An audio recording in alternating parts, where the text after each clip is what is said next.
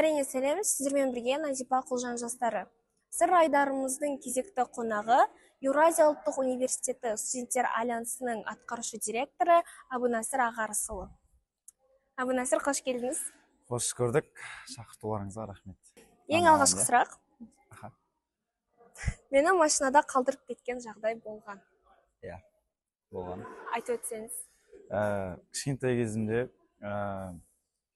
қонақтыққа жиі баратынмын үйдегілермен, мама папаммен. Сол кезде бір тойда шаршап жаңағыдай ойнап, енді болады ғой, балалармен ойнап жүріп, сөйтіп тойдың соңына дейін шыдамай просто ұйықтап қаламын. Сонымен үйдегілер кететін болып, мені көтеріп, жаңағыдай машинаға апарып, сөйтіп үйге қайтқанбыз ғой. Мен артында ұйықтап жата бергенмін.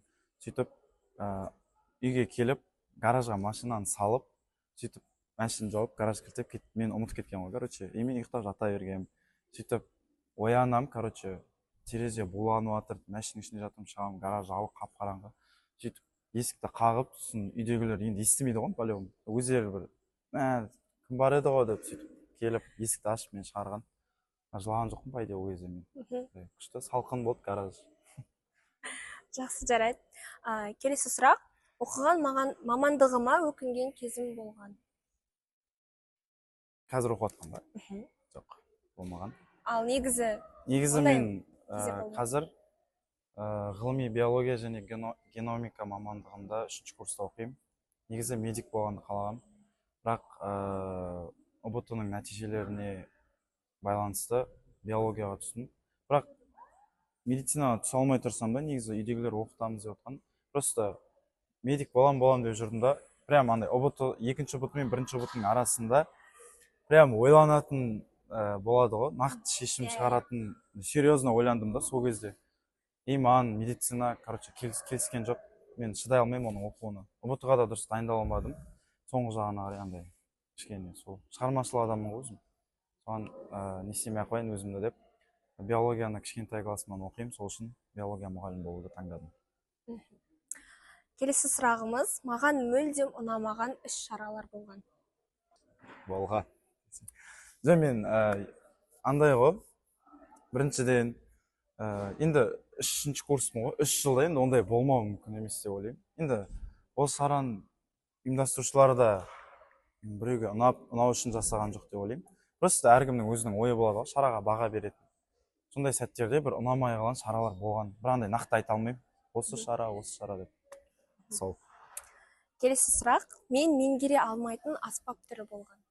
Болған. Болған дегенде қалай? Мен енді өзімнің қызығушылығым бар аспаптарды ойнап үйрене аламын.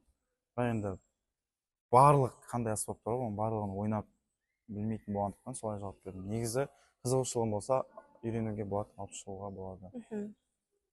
Келесі сұрақ, мен белсенділікті тастап кеткім келген кезім болған. Болған.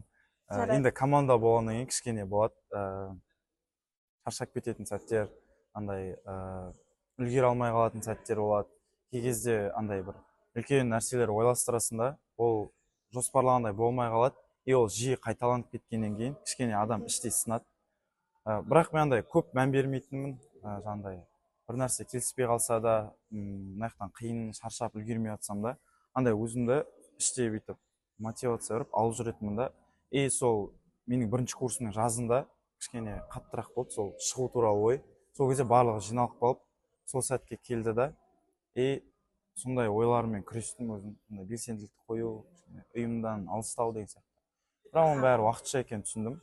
Сол кезде ұйымды тастап шығып кетпегеніме қуанам. Өткен шағымда белгілі бір спорт түрімен ұзақ уақыт айналысқан.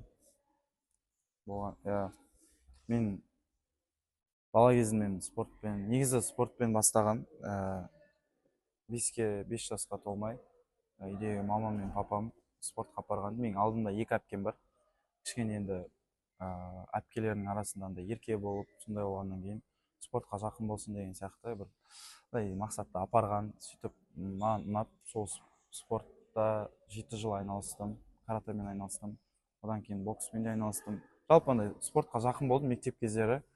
Одан кейін уже ұбт-ға дайындалатын сәттерде нақты болашақта қандай мамандық иесі болам, қандай жұмыстармен айналысам деген вопростарды шешетін сәт болады ғой сол мектеп бітіретін жылдары. Сол кезде өзім болашағымда спортпен кетпейтінімді білдім. Солай өзім жолын таңдап спортты қойып, сабағымды, жаңа өнерімді дамыттым. Жалпы бірақ спортқа осы балалық шағымды полный спортқа арнағаныма мен өте қатты қуанамын. Өзімнің бапкерлеріме алғыс айтамын. Себебі спорт ол біріншіден тәртіпке үйретеді. Мен балалық шағында адам қалыптасады, жаңағыдай фундамент қалыптасады дейді ғой. Не нәрсе көрсе соны бойына сіңіреді. Мен сондай шағымда спорттан бастап тәрбиені ата-анамнан бөлек спорттан бапкерлерімнен алғаныма өте қатты қуанамын, және соның қазір өзінің жемісін көріп жатырмын деп ойлаймын. Келесі сұрақ, мен бір іс-шарада бір нәрсені қате істеп, бірақ оны ешкім байқамай қалған сәттер болған. Ондай болған. Енді шара всегда ойдағыдай бола бермейді ғой. Ондай типа жоспарлағандай бола бермейді. Кей кезде форс-мажор сәттер болады. Сол кезде андай бір басқаша қылып алып шыққан сәттер болған. Осымен біздің шығарылымымыз өз соңына жетті. Әбунасыр, сіздің уақытыңызды бөліп келгеніңізге көп рахмет. Сіздерге рахмет шақыртуларыңызға. Осымен аяқтаймыз. Ену, туған күніңмен.